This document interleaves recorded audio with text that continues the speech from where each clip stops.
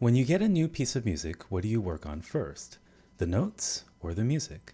For many musicians, it can be pretty natural to default to notes first, to spend most of our time ironing out all of the technical problems, getting things in tune, up to tempo, with a beautiful sound, and waiting to work out the expressive and musical details until things feel a little more secure.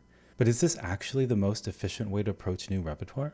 Well, the research in this area provides some answers and suggests that the order you choose could have a significant impact on how much progress you make. Hi, I'm Noah Kageyama. I'm a performance psychologist and Juilliard-trained violinist, and I translate research from the performance science literature into practical strategies to help you practice smarter and perform your best when it matters most.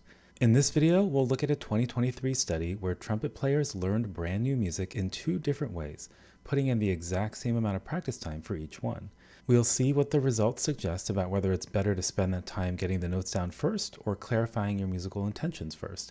And I'll share the exact process the more effective group used so you can try it in your next practice session. A team of researchers from the Netherlands recruited 7 trumpet players, ranging in age from 24 to 45, with anywhere from 12 to 38 years of playing experience, and they had them learn a set of unfamiliar Bach excerpts. The researchers were interested in something called an external focus of attention, which essentially means focusing less on instrumental mechanics, which would be considered an internal focus of attention, and more on the goal of your motor movements, like the sound you want, the phrasing, or the character or emotion you're trying to express. So they had everyone start by recording a baseline performance of 4 excerpts.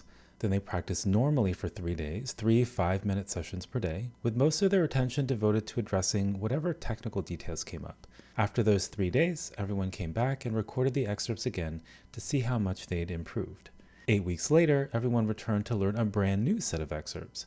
The format was the same, a baseline recording, then 3 days of practice, again with just 3 5-minute sessions per day. But this time, before playing each phrase, participants followed a structured 4-step process, which pushed them to develop clearer musical intentions about what they were practicing. 3 days later, they came back again and recorded a final version so the researchers could compare how much they'd improved using this approach relative to how much they'd improved practicing the normal way with the exact same budget of time. So, did spending part of that limited practice time thinking about their musical goals help them play more accurately? Or did it eat into time that could have otherwise gone toward more technique-focused repetitions?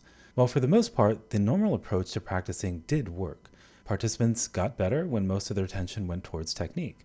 But when participants practiced with more of an external focus of attention, clarifying their musical intentions first using the 4-step process the researchers gave them, they improved significantly more than when they practiced the normal way, even though they put in the same exact amount of time. And what exactly did this 4-step process look like? The researchers called it the Audiation Practice Tool, and it involves doing 4 things before you play a phrase.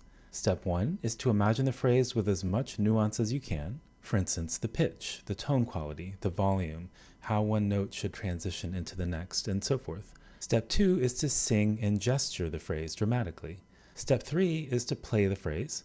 And then step 4 is to play the phrase again, but with some variation involved, like a clearly different emotion or character.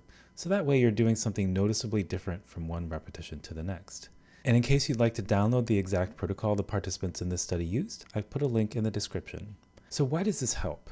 Well, for one, participants described having a much clearer target. As one put it, I was actively thinking about the way I really wanted it to sound. Another said, it encourages my sound imagination.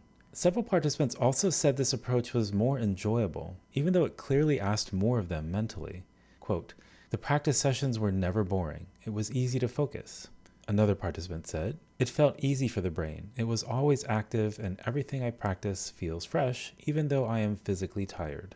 In fact, when researchers checked back in 3 months, every single participant reported still using at least some part of this process without anyone prompting them to. A couple of quick notes. First, participants in this study played on an older valveless style of trumpet known as the natural trumpet, where even a small inconsistency in the air or embouchure is immediately audibly obvious. The researchers chose this instrument specifically so that any difference in accuracy between the two approaches to practice would be impossible to miss. But it also means that this study measured note accuracy only. Expressiveness actually wasn't part of the scoring, so we can't say from this study alone what this practice approach might do for the expressiveness of a performance, only for how reliably the notes come out right.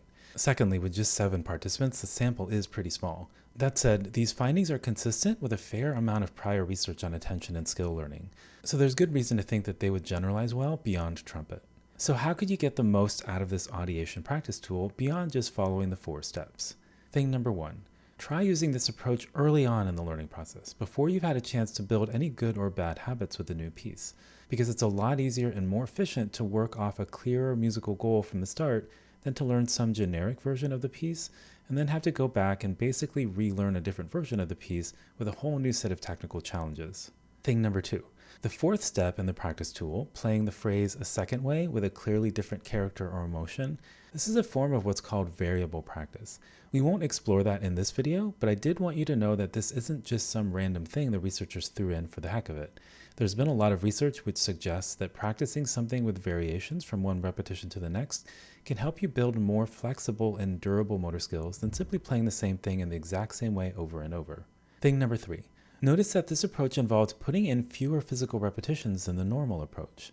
This could be a nice bonus if you're recovering from an injury or play an instrument where overuse and repetitive strain are real concerns.